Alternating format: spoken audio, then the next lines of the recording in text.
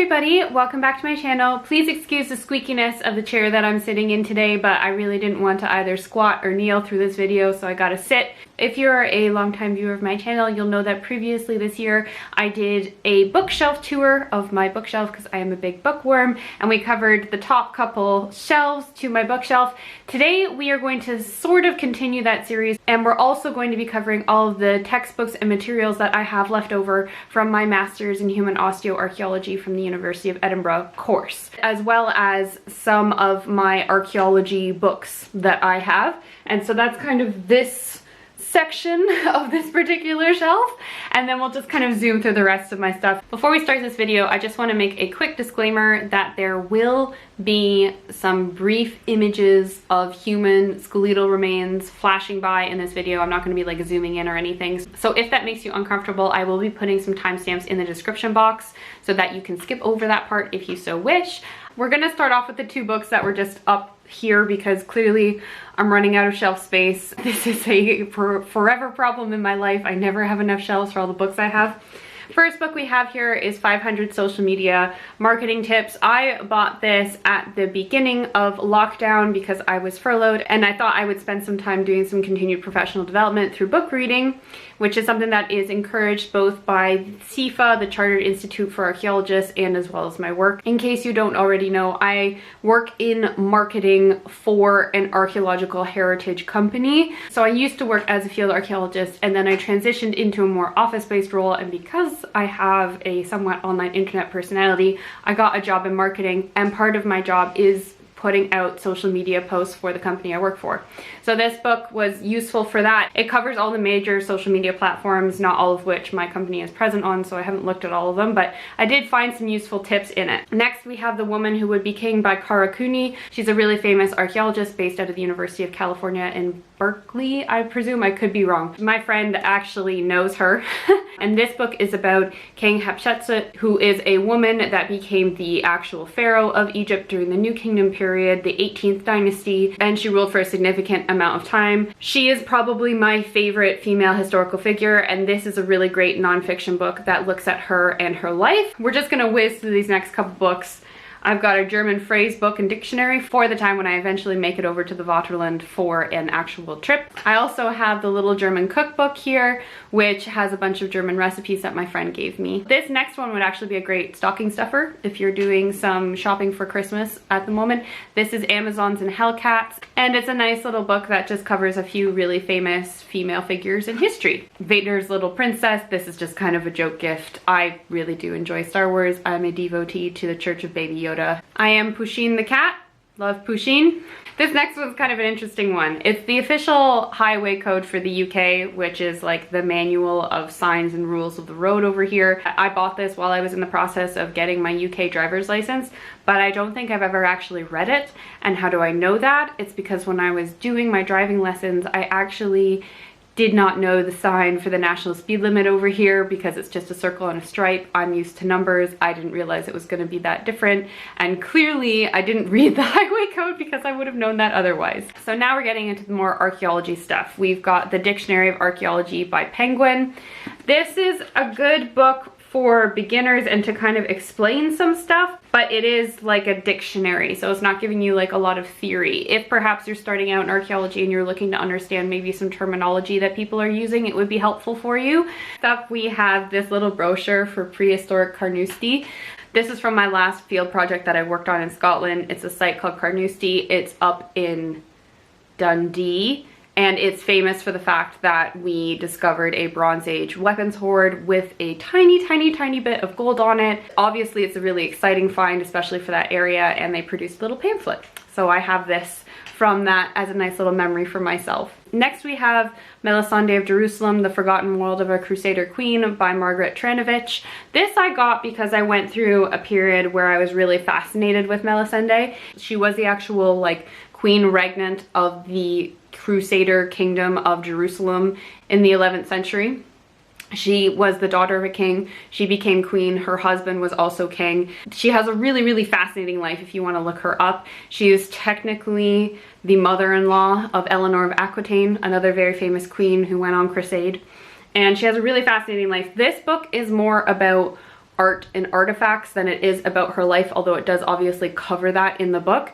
So this isn't really archaeological, it's more art history, but I still recommend it as a really fascinating read, and it's got color plates in it and everything. If you're looking for some material to read about a famous woman in history that's got some pretty pictures, recommend this one. Next is Animals and Humans, Recurrent Symbiosis in Archaeology and Old Norse Religion. I got this from free from a friend who ordered somehow 2 versions of this book, but I've never actually read it.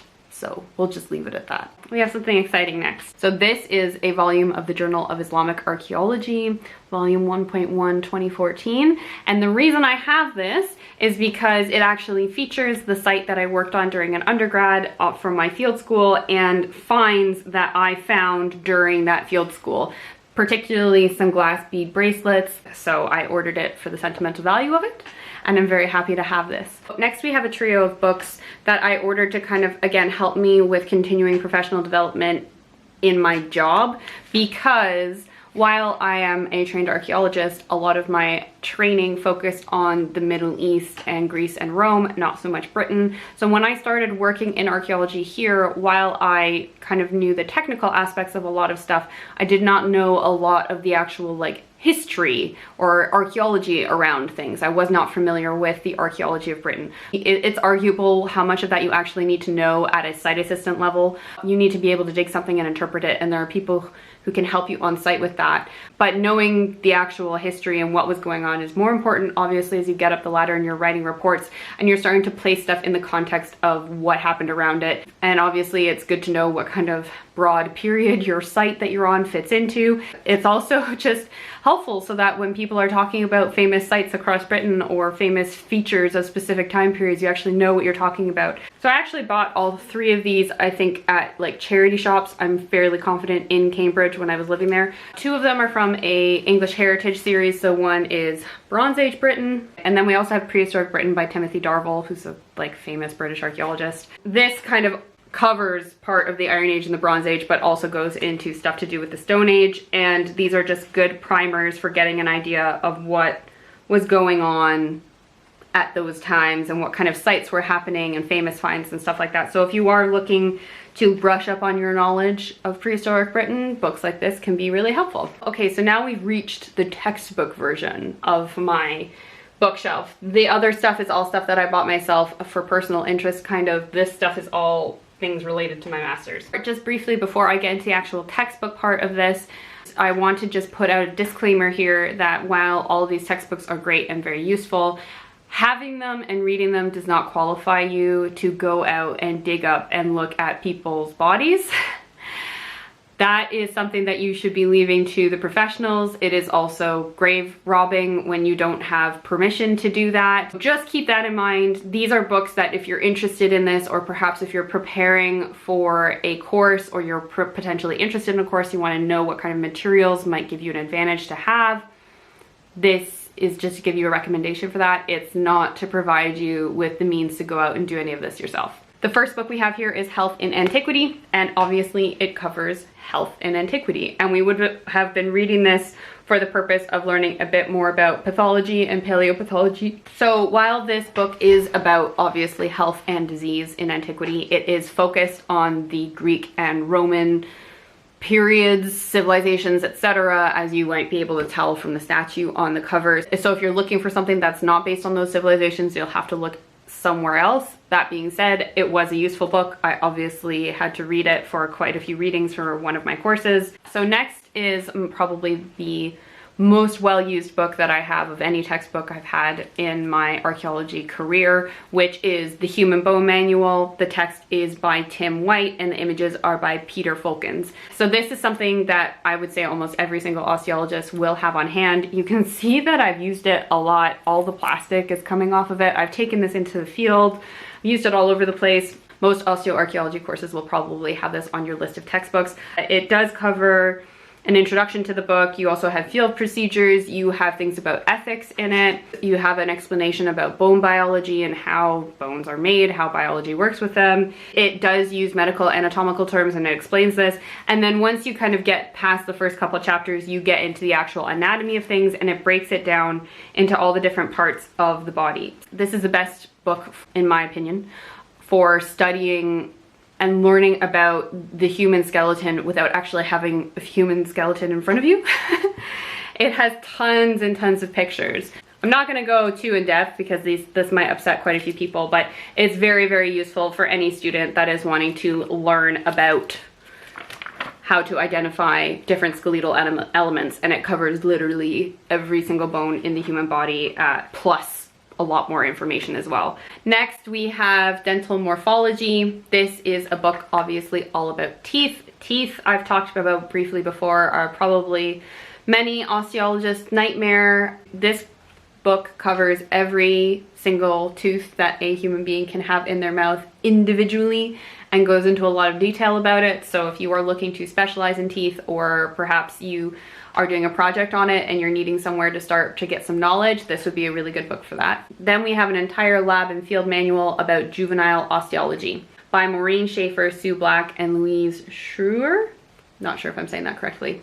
In case you didn't already think about it, because I think many people would know this unconsciously, throughout your life you grow and your skeleton changes even after you've kind of like reached adulthood and all your bones have fused.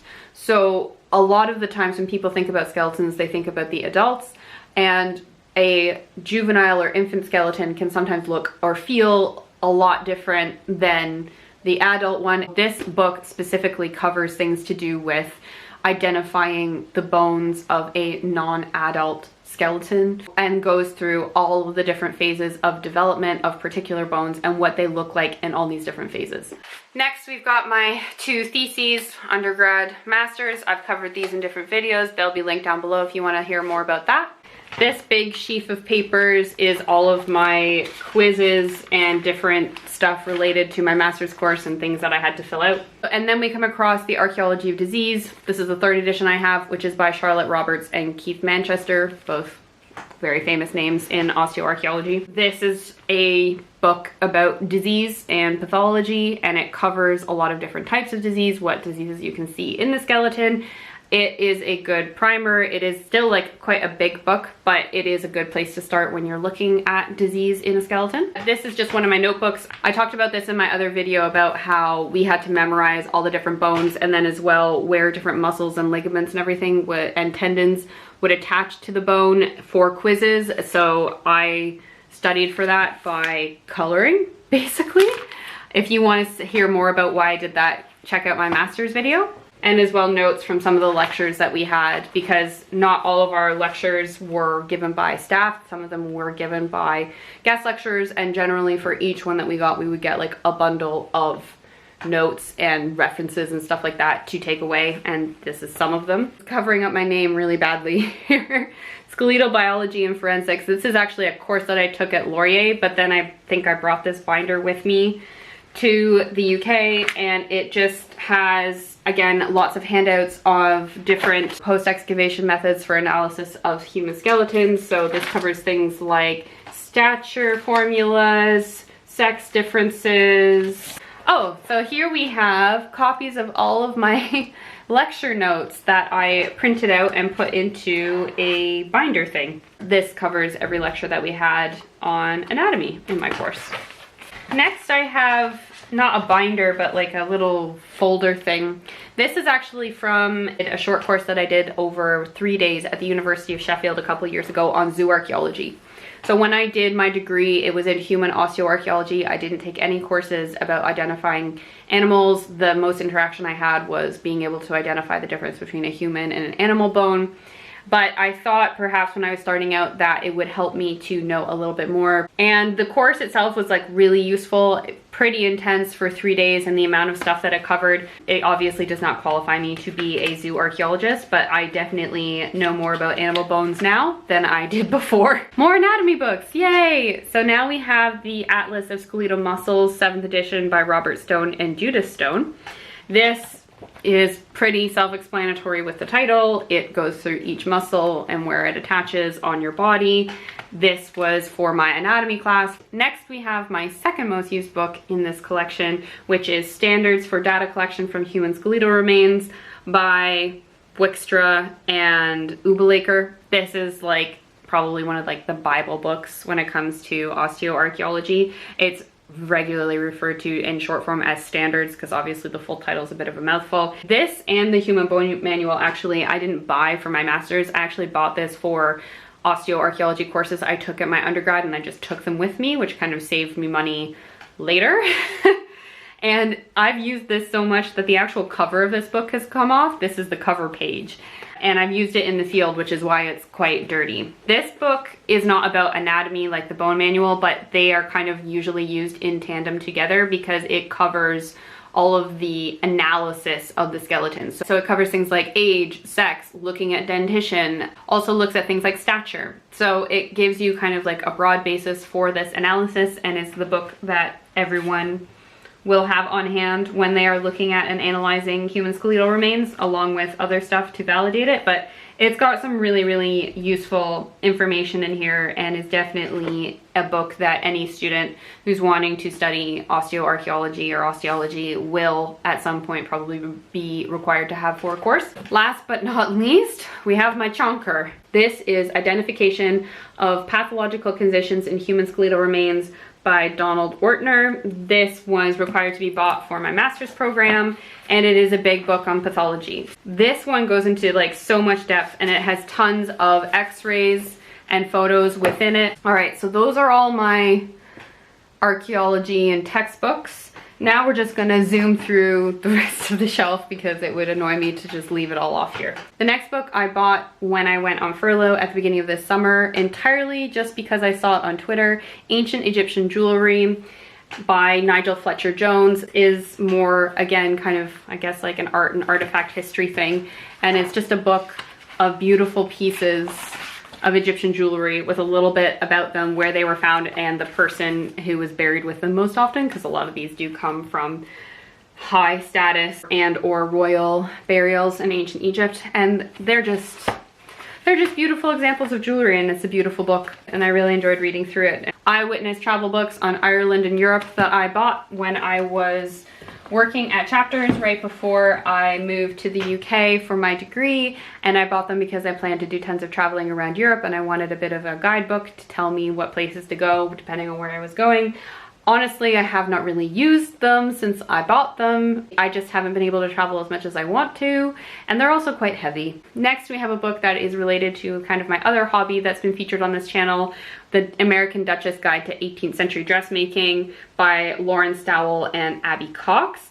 And this contains instructions for making 4 different 18th century outfits using hand sewing, not machine sewing, and all of the techniques are trying to create the garments as authentically as possible. Riverdance, the Irish dance musical phenomenon. I love Riverdance. I've loved it since I was a child. I bought this book when I went to go see it once. This is the only cookbook I've ever bought for myself. Bought it when I was a staff member at Chapters.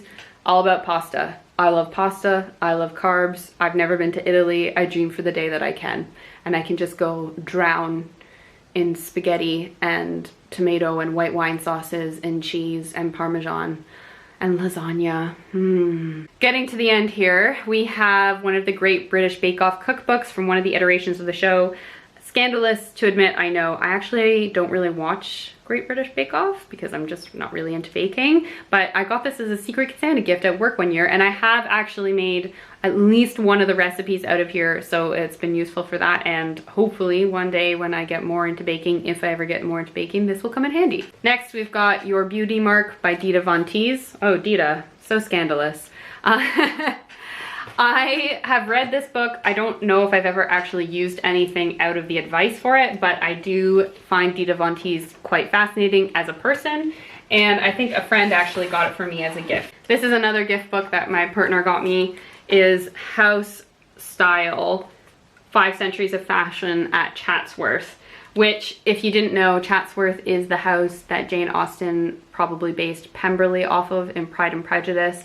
My partner and I went to go see it a few years ago when I was down working in the Midlands for like an Easter break. It's beautiful, I loved it, and they had at the time a like fashion exhibit throughout the house that you could see, so this book is kind of going through all of that. Apparently the people that live in here one of their like nieces or something, one of the descendants of the family was like a model, a very famous model in Britain. So good coffee table book. And then last but not least, Highland Retreats, The Architecture and Interiors of Scotland's Romantic North by Mary Myers. So I live in Scotland, I like castles. This is all about Highland buildings and castles, some of which I have seen and some of which I plan to see at some point when I'm allowed to leave the vicinity of Edinburgh. Okay, so that's this fourth shelf of books. Perhaps I've given you some gift ideas for the archaeologist or the student archaeologist in your life. If you're preparing for an archaeology course, hopefully I've given you a bit of an idea of what kind of books you might be expected to get or what kind of books might be helpful for you depending on what you're going to do your thesis on or whatever. If you can, always useful to try and see if you can get a secondhand book if you're struggling to pay for the new edition up front. As well, they should have either library or resource material on hand. If you can't afford the books, you might be able to scrape by, but if you are looking to develop a career in osteoarchaeology, you should have these books. That being said, as I've said in a couple other videos, it's highly unlikely that the majority of people that want to have a career in archaeology will have a career in it. I wanted to and I don't, and the majority of my friends, it's the same story. I know a couple people that work professionally as osteoarchaeologists, and for a lot of them it actually took a long time working as a field archaeologist at a company before they could actually even branch into osteoarchaeology. So keep that in mind. As per usual, I hope this video has been helpful for you guys. If you have any questions, please put them in the comment box down below. I'm happy to try and help you guys out as always. If you like this video, please give me a thumbs up. If you'd like to help support my channel, please give me a subscribe and hit the bell button so that you get notifications whenever I put out new videos. If you'd like to follow me on social media, even though I don't really tend to post on there too much, I'm really bad influencer for that. My Instagram and Twitter are down below if you'd like to follow me on there. Thank you so much for watching, everyone, and I'll see you next time. Bye!